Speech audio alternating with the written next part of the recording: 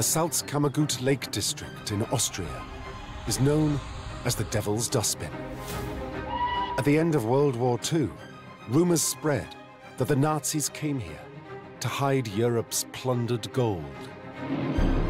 Gold oiled Hitler's war machine. Gold was essential to Hitler. As the Allies closed in, the Nazis started hiding their loot wherever they could. I saw them throwing the boxes into the lake. And there's one lake so deep and so remote that it's said to have been the Nazis' favorite dumping site, Lake Toplitz. The stories of what's been dubbed the Nazis' El Dorado have obsessed treasure hunters for the last 70 years. Man stops thinking logically when it comes to gold. When a team of divers explored Lake Toplitz for the first time. On the monitor, I could see there is something there. They didn't discover gold, but something every bit as extraordinary.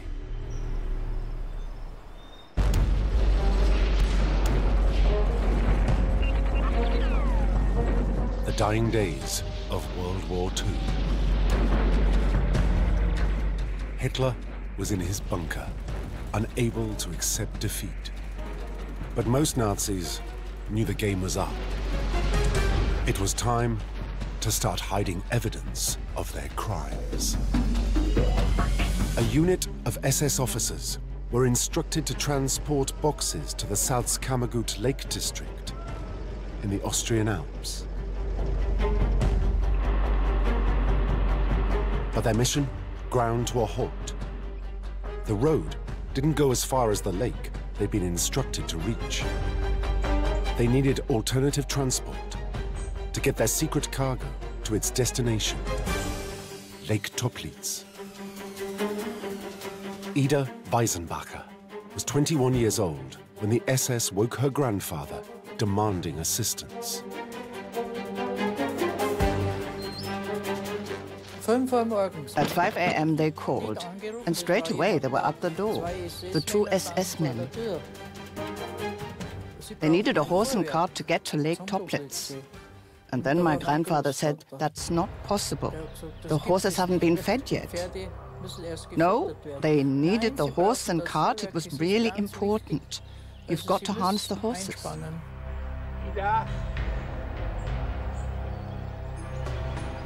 Ida Weisenbacher was terrified for her life and quickly followed instructions. They said it has to be done quickly. The boxes have to go to Lake Toplitz.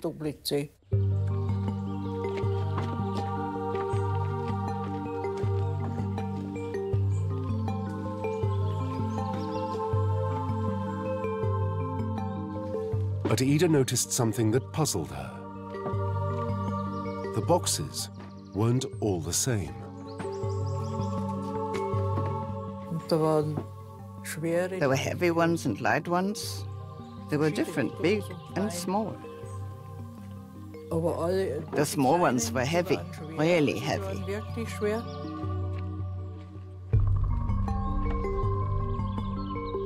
Ida asked what was in the heavy boxes, but was met with a stony silence.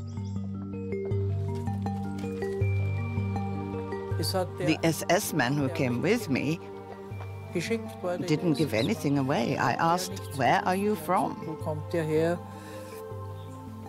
He wouldn't tell me anything. It was all very strict. Everything had to disappear in great secrecy.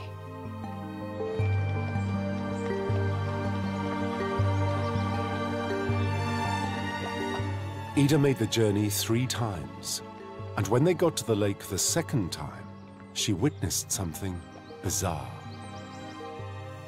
When I got back with the second load, I saw them throwing the boxes into the lake. She didn't realize it at the time, but what Ida Weisenbacher witnessed may have been one of the final acts of the biggest bank heists in history.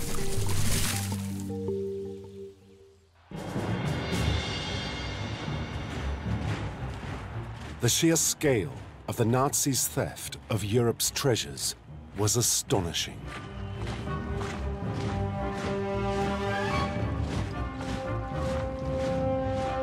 The plunder of Europe was, from the beginning, a part of the Nazi war plan. It was their idea to collect everything which was valuable across Europe.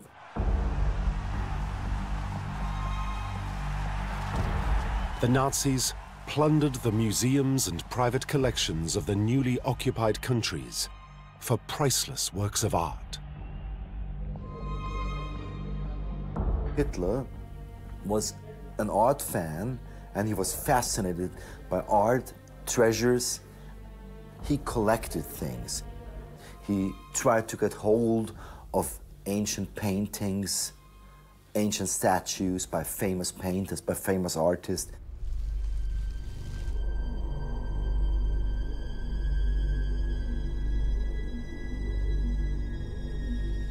Hitler's deputy, head of the Luftwaffe, Hermann Göring, personally amassed a vast collection of looted art and gold, sent to him from across occupied Europe, estimated to have been worth $200 million.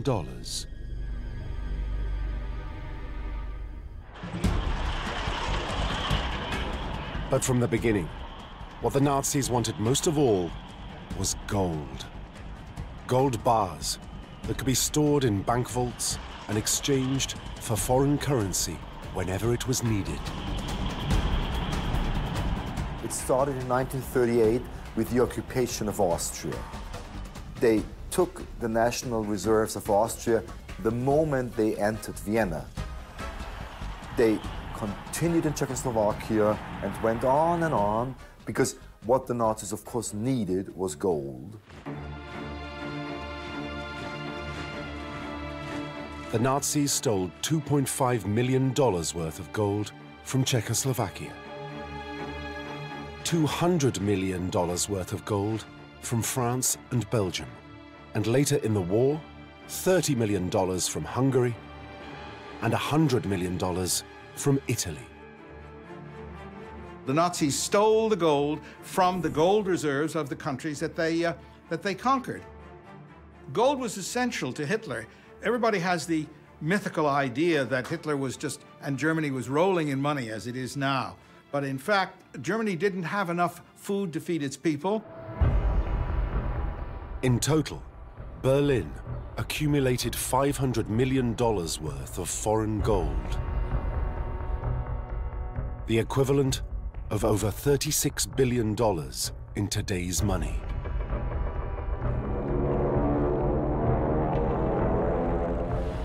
Gold fed the Nazi war machine.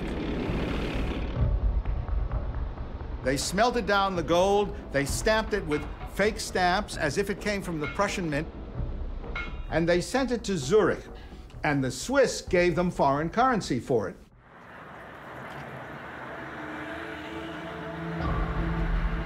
Swiss banks became complicit in the Nazis' theft of Europe's gold.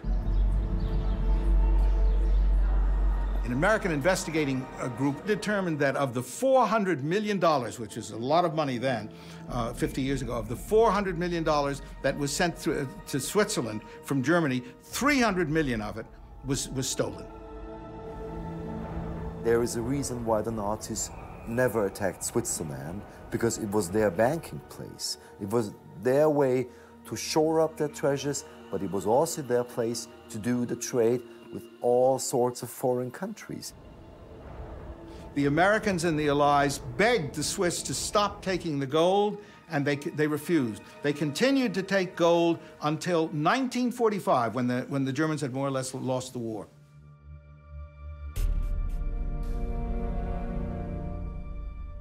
But there was only so much gold in Europe's banks Hitler and his armies could steal. The SS were instructed to find alternative sources. They began to run out of gold, so what did they do? They did, as we know, this terrible war crime. Before the Jews were killed in Auschwitz, they pulled the gold out of their mouths, and they melted it down into bars.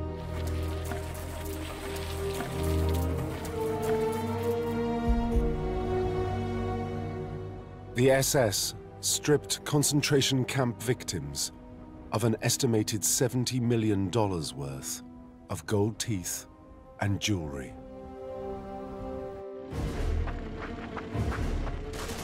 But by 1945, as the Allies swept into Germany, some Nazis began to consider the unthinkable. What if they lost? Where would they go? And what would they do with their stolen gold? The Germans kept these gold bars and other robbed treasures, and particularly art, out of the way of anybody who might have grabbed it. The Nazi gold was under threat. Hitler instructed the SS to make Berlin's reserves disappear. They started to move things, to move treasures, to move gold underground in mountain deposits.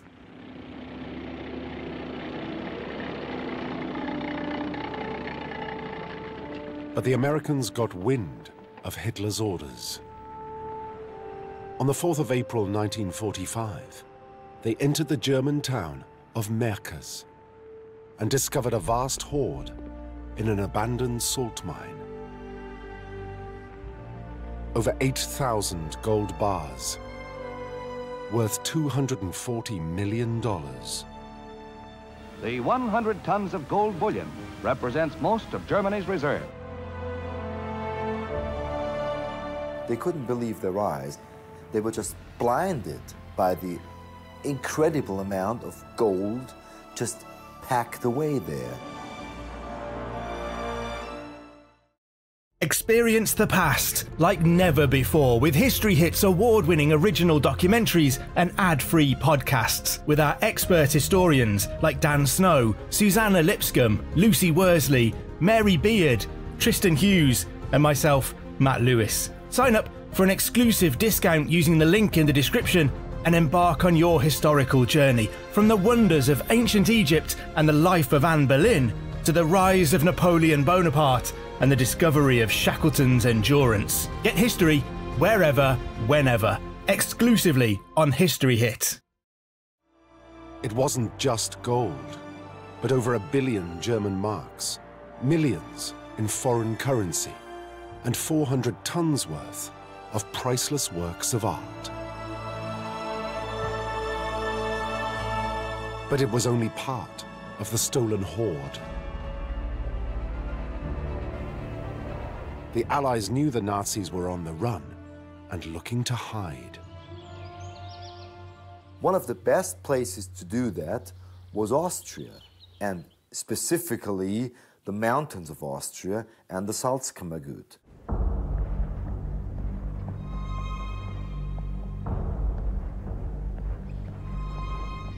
Secretly, the Nazis sent freight trains south in the hope of evading the Americans approaching from the west and the Russians from the east.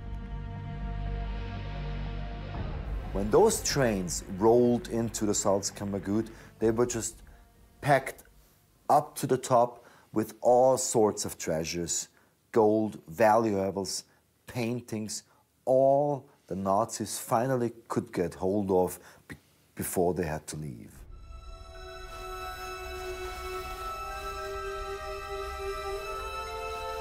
Some of Hitler's most senior generals fled with their loot, including second-in-command in the SS, Ernst Kaltenbrunner.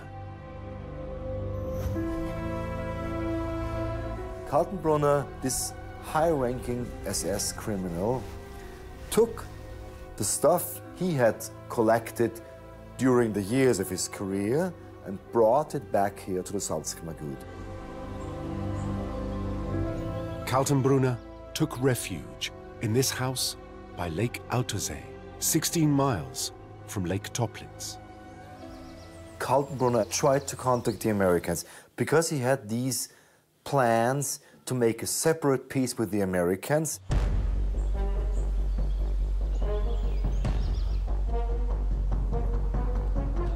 But when his overtures of negotiation were rejected, Kaltenbrunner fled, but not before burying his loot.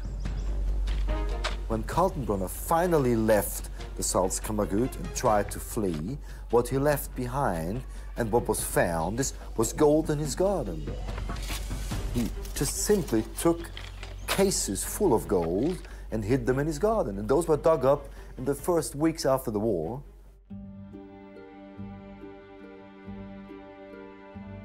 But it wasn't just Kaltenbrunner burying gold. In the south of Austria, American GIs uncovered over 700 Nazi gold bars buried in a shallow hole in the ground. And the stories of hidden Nazi gold started to percolate throughout the Salzkammergut.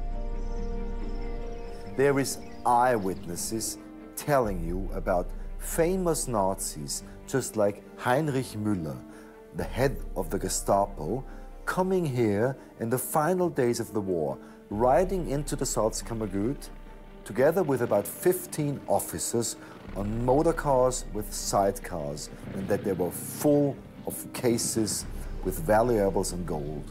And they went up to the mountains and didn't come back. But the majority of the rumors centered on one lake. The same lake that Ida Weisenbacher had witnessed boxes being thrown into. Lake Toplitz. Toplitz is an absolutely fascinating geological phenomenon. It's a long lake. It's a ravine that's filled in as deep as Big Ben, several hundred feet.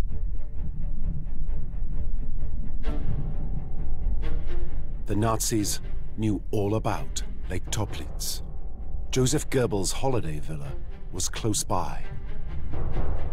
Because of its 103-meter depth and remote location, from 1943, it had been used as a naval testing station. In its dark waters, the Nazis experimented with underwater explosives and submarines, testing them at different depths.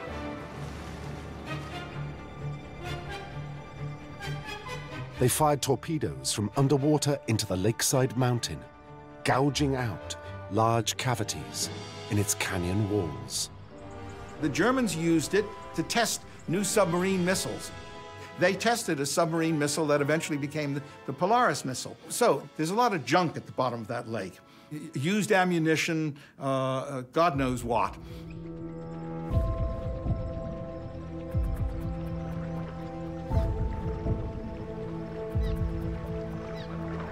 Lake Toplitz was seen by SS Command as an ideal place to sink the Nazi horde and stop the Allies getting their hands on it. And one day, when things improved, they would return and retrieve it.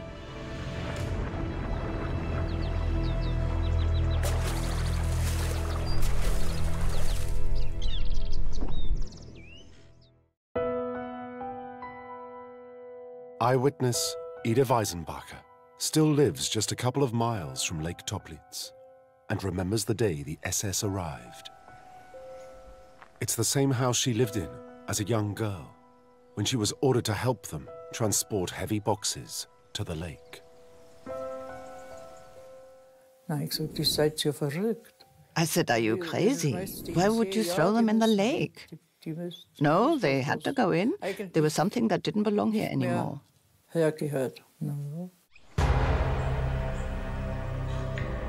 But precisely what was in the heavy boxes, she did not know. Could they have contained the missing Nazi gold?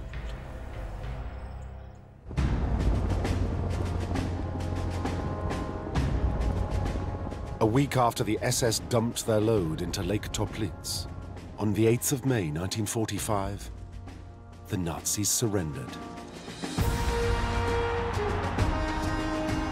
The Allied nations celebrated victory. But where was all the missing Nazi gold?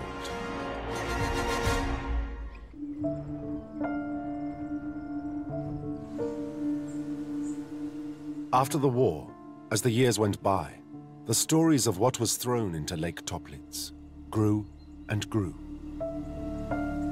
Because of what Ida had seen and the reports of buried gold being dug up, Everyone seemed to be convinced that there must be gold lying at the bottom of the lake.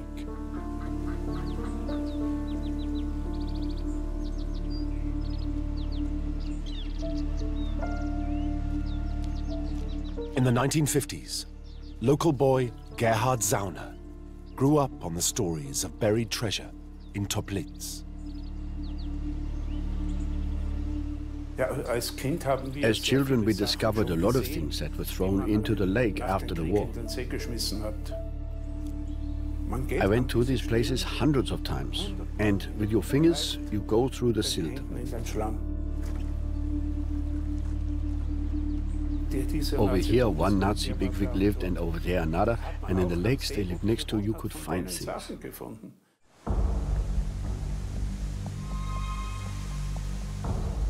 In the post-war years, amateur divers attempted to reach the bed of Lake Toplitz to recover its Nazi treasure. But Toplitz is a highly unusual lake. No oxygen exists below 20 meters, so nothing perishes. With its steep, wooded banks, trees fall in and form a false bottom of floating logs, under which, if you get trapped, there's often no way back to the surface. Two German scientists who had worked in the Nazis' naval station during the war drowned when they attempted to get to the bottom of Toplitz. Their deaths only heightened the rumors of what was hidden in the lake. Only now, people said the lake was cursed.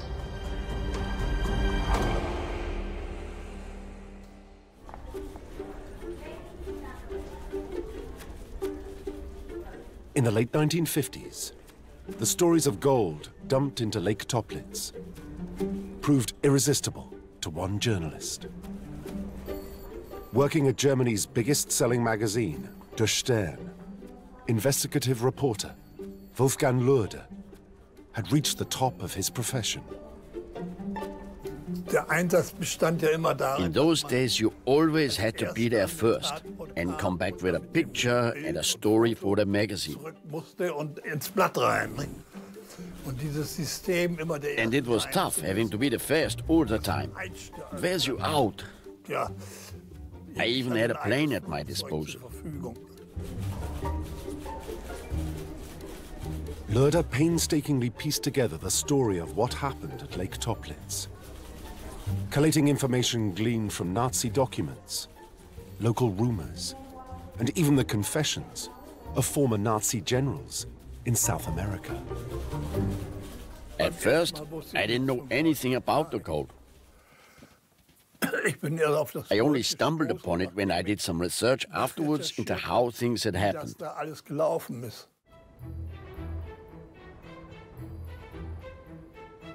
Based on what he'd discovered, Loerde persuaded his editors to finance the first large-scale exploration of Toplitz, on the grounds that he might just get the scoop of the decade.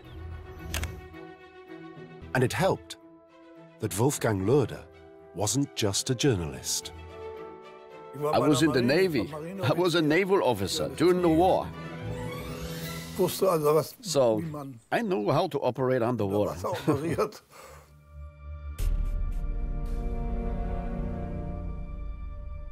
Toplitz is fed from a smaller lake above and feeds into a larger lake below, which gives it a sequence of unique but dangerous currents. Loerde had to establish exactly how he could navigate the precarious movements of the lake all the way to the bottom, 103 meters down. I had to calculate with what speed and at what level the lake would move. I did that in the winter of '58 for the first time. The lake was still frozen and was just starting to melt. And this way you can see exactly how the streams from Toplitz develop. And even if he managed to work out the currents, getting whatever was down there to the surface presented a whole other set of problems.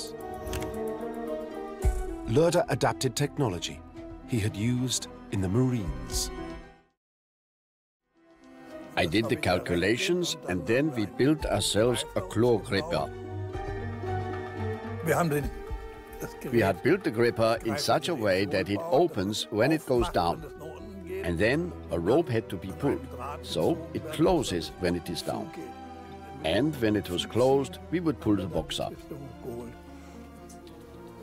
You learn a lot in the Navy. De Stern commissioned a fleet of VW Dormobiles to transport Loerder and his team of divers, photographers, and writers to Austria.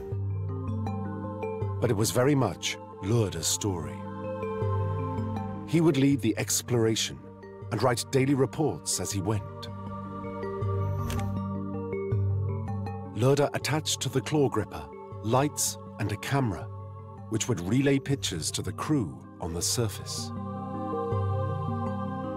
With the information he had acquired from locals and former Nazis, Loerder had a good idea where the suspected gold had been sunk.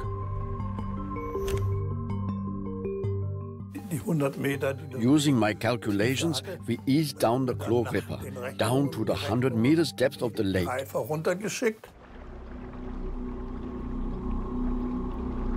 They scanned the entire lake for 2 weeks and found nothing. But Loerder was determined, and just when they were ready to give up, told his team they had to continue into the darkness.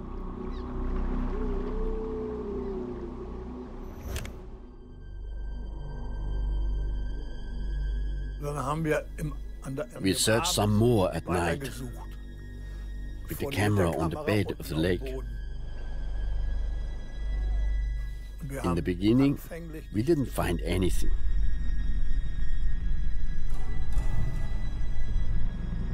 But then through the cable on the monitor, I could see there is something there.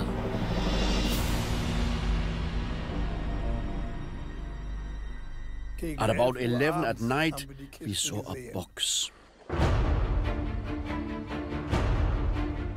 Loerder's team could barely contain their excitement. Had they found the missing Nazi gold? The camera lit up the box. Then the claw gripper came and it picked it up. When it was 2-3 meters from the surface, I stopped. Otherwise, the box would have burst open. If they dropped the box, Loerder's story would sink with it. He wasn't going to take that risk. I dived in, tied some rope underwater, and wrapped it around the box. Then I resurfaced and gave them the rope.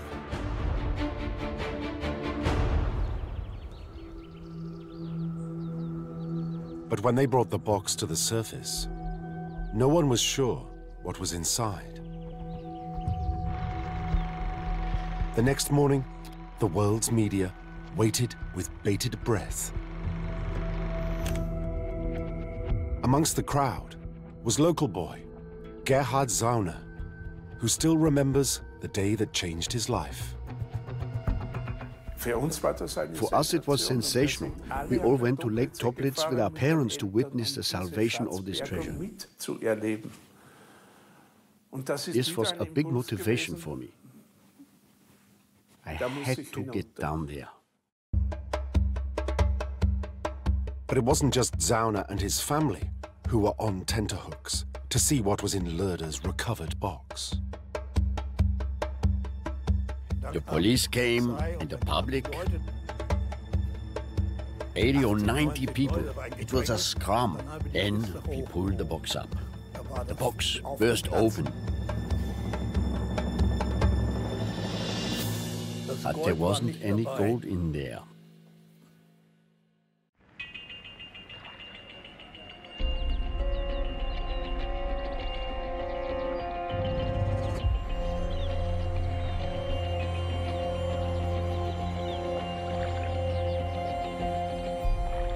To the crowd's astonishment, the Stern team hadn't found gold, but millions and millions of pristine British banknotes.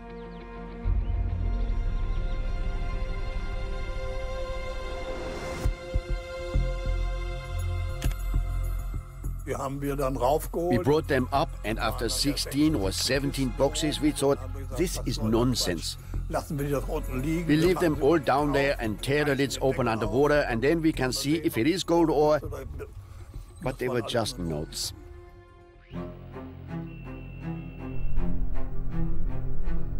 It was the beginning of a whole new mystery. What were these pounds? And why had they been sunk in Lake Toplitz? The mystery deepened when it was revealed the pounds weren't quite what they seemed.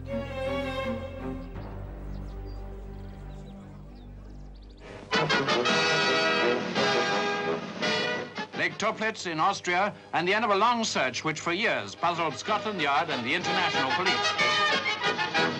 Down there at the bottom of the lake are boxes of printing plates and notes, the clue to what must be the biggest forgery of all time.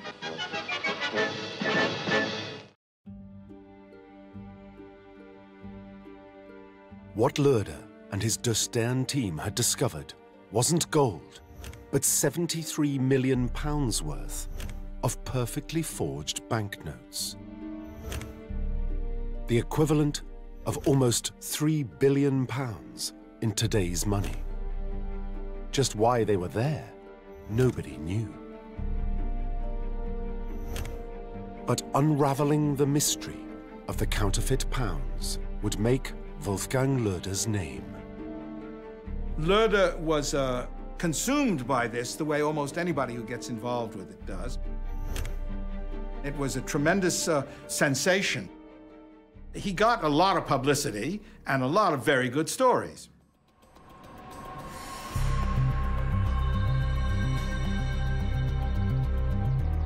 Over 15 editions, De Stern slowly unpicked the truth behind the mystery of Lake Toplitz. What Loerder had found was evidence of the biggest counterfeiting operation in history. The idea of counterfeiting British pounds was actually conceived in the first week of the war.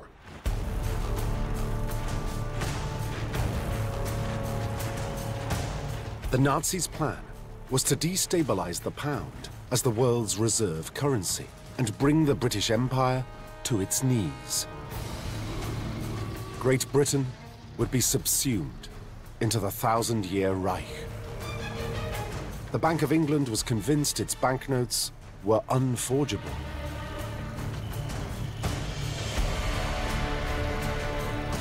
But the German SS had other ideas. Its head, Heinrich Himmler, was in charge of the plan. And he had just the person to put it into practice.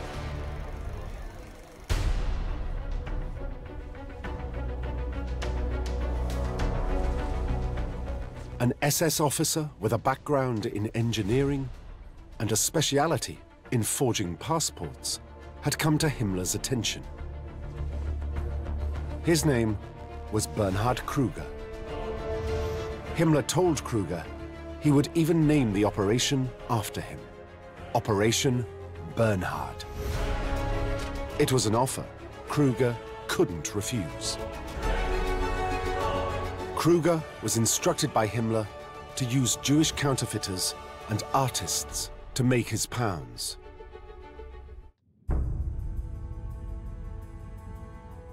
Many of them were already at the Nazis' disposal. Kruger went to Auschwitz, saying, please have everybody, any one of your Jewish prisoners who speaks German and is connected with the graphic arts, just pull their names out and get them ready. And he assembled, over a period of about a year or two, 140 Jewish prisoners in the Sachsenhausen concentration camp just north of Berlin, which was actually the headquarters of all the concentration camps. Kruger then had to decide which pound note was the easiest for his Sachsenhausen team to forge. They decided to print 5-pound notes, big, impressive 5-pound notes, black and white notes, easy to print. This man was a very meticulous engineer by training, and he got plates that were sent by the Reichsbank's engravers, and they adjusted these plates with all of the special secret markings that the British put on the pounds. They wanted to make really perfect pound notes. Those pound notes, of course, were part of their plans. They were supposed to be used for international finance.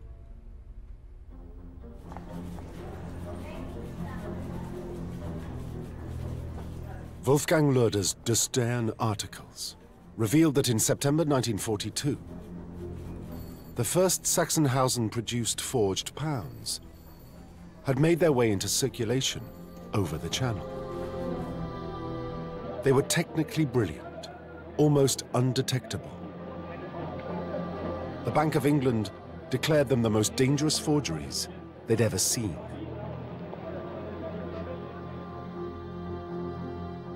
Soon, a flood of forged pounds were appearing, used by the Nazis to buy weapons and yet more gold.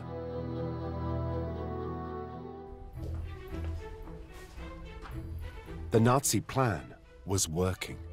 Sterling began to lose value.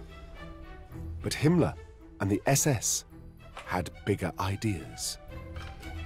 They came up with this crazy idea that if they print millions of fake pounds and drop them over England, that the British economy would just blow up and collapse. Himmler wanted Goering's Luftwaffe to airdrop the forgeries over Britain, rendering the pound worthless. They certainly had enough forgeries. Between 1942 and 1945, the Sachsenhausen counterfeiters produced 134 million fake pounds. That represents roughly 13% of the billion pounds in circulation throughout the world.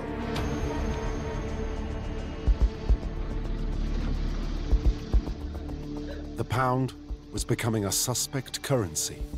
Nobody knew which were real and which were the Führer's forgeries. This was the greatest counterfeit in history. Captain Kruger, who was in charge of this, boasted quite correctly after the war, "I am the greatest counterfeiter in history," which he was. There's nothing even near it.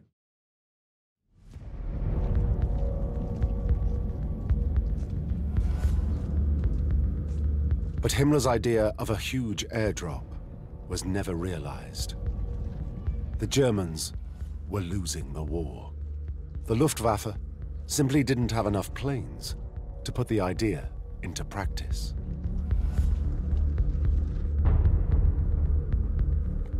As the Allies approached in 1945, Kruger knew his life and that of his counterfeiters had little meaning to his boss, Heinrich Himmler, who was desperately trying to hide evidence of his appalling crimes. Kruger realized that not only when the thing was shut down that the Jews would get killed, but he, as the bearer of a state secret, probably would get killed too. So the interests of both the SS major and the Jews began to converge.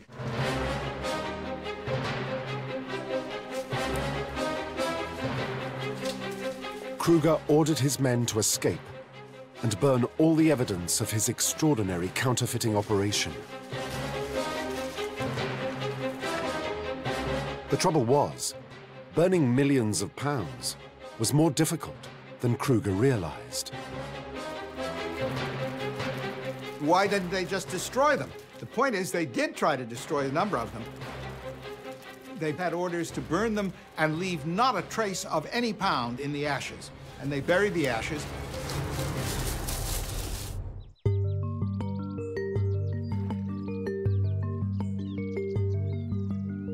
But there were just too many pounds to destroy.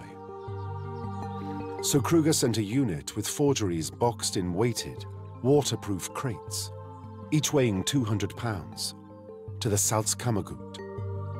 Their destination was Lake Toplitz, as proved by Wolfgang Loeder, who pulled them to the surface in 1959. The intelligence service of the SS, in cahoots with high-level experts, brought the boxes to the Toplitz in Austria. I knew that the boxes were thrown into Toplitz, and I knew who threw them in.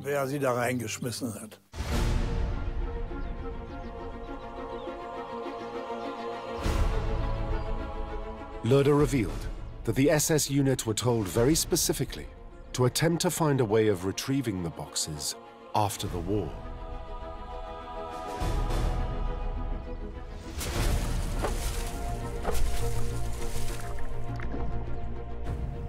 They take the coffins full of counterfeit pounds and they sink them in the lake, but not completely, because each one of those coffins is attached to a rope.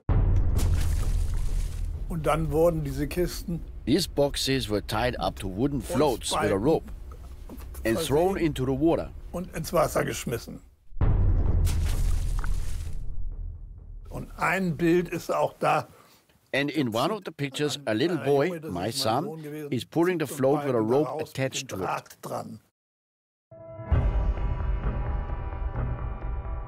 The ropes from the boxes were attached to logs that would float and indicate where they had been sunk.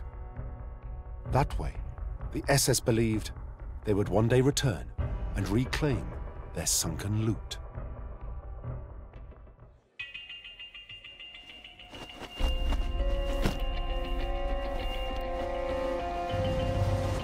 Once Loerder had discovered the truth, the Austrian government, on instructions from the Bank of England, destroyed Kruger's pounds. But such was the scale of the counterfeiting operation. Today, there are almost 3 times more counterfeits than originals left in existence. To me, the profound irony of the pounds is that the real fakes, and there are some fake fakes actually, that is people trying to cash in on it, the real fakes which fetch, 10s, 20s, 30s, 50 pounds, far more valuable than their face value, sometimes 100 pounds if they're good ones in good condition.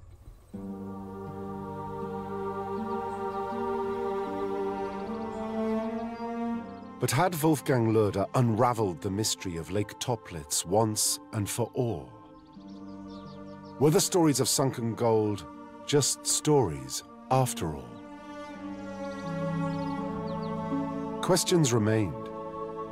If Toplitz only contained forged pounds, what was in the heavier boxes, as seen by Ida Weisenbacher that day the SS arrived at her door? Could they have contained gold? Stimmt. Absolutely, absolutely. All these boxes haven't been taken out. I'm convinced. There were these small, heavy boxes with the handles. I don't know, but maybe there was gold in there.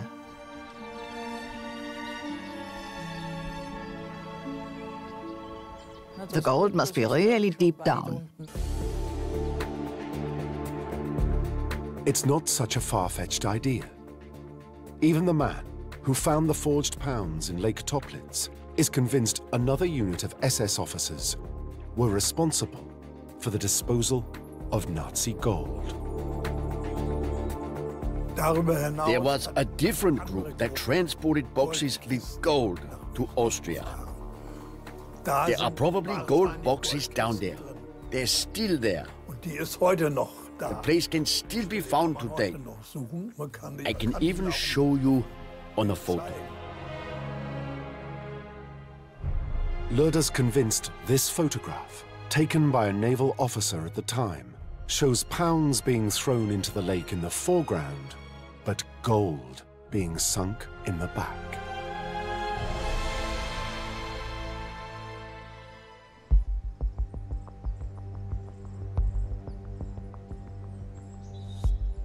The rumors of sunken gold remain so strong that in 1963, 4 years after de Stern's revelations, a young diver from Munich drowned looking for it. Whilst searching for the body, the Austrian government mounted the first official exploration of the lake. They pulled to the surface equipment from Sachsenhausen and yet more counterfeit pounds, but no gold.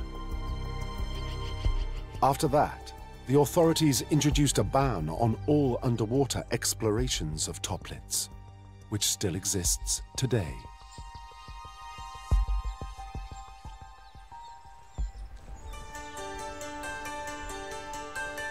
But that didn't stop one man, Gerhard Zauner, who as a boy had witnessed Wolfgang Loerder raising the forged pounds from the depths all those years ago. It is my world. It is my favorite lake because historically it's the hottest. Zauner has dived for gold and other treasures more times than anyone else in the Salzkammergut. He's pulled so much Nazi memorabilia from the bottom of the Austrian lakes, he's even opened his own museum.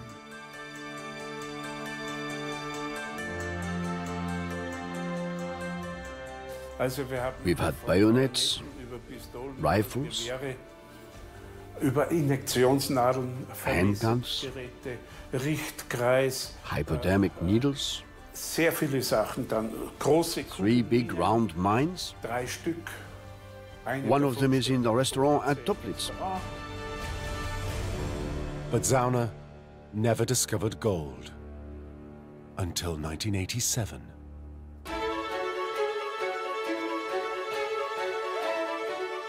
On the 1st of April, Zauner pulled from the depths 14 perfectly preserved gold bars. Gerhard Zauner, the local dive enthusiast, had raised the Nazi gold. Finally, someone had found it. But all was not as it seemed. We had a very unpleasant policeman who examined my car's tires. They were worn out. He made me pay the maximum fine. But he was actually right. And we thought we were going to do a prank on him. So we had gold bars made and we sank them.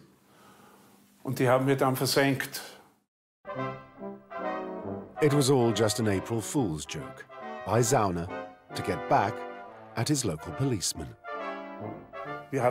We said it wasn't gold, but the police said it was, as it was heavy. They took it away, and after 3 days they found out it wasn't gold after all. No one knows the policeman's real name now. Everyone just calls him Goldfinger. Even today, Zauner's hoax hasn't stopped the stories of Nazi gold in Lake Toplitz from persisting. There are so many funny stories the Austrians tell about it, because they say there's all these nutty Americans and British coming to Lake Toplitz and we're just making jokes with them. Any story that says, look, there's gold in them thar hills or them thar lakes is going to attract people who will say, let me go after it and look for it. Because after all, if you find it, you've hit the jackpot. The mystery of what really lies at the bottom of the devil's dustbin may never be solved. Today, Toplitz is a bit of a secret. It doesn't want to show all it's got, does it? One thing is for sure, there's large amounts of gold and other valuables in the Salzkammergut that have not been found.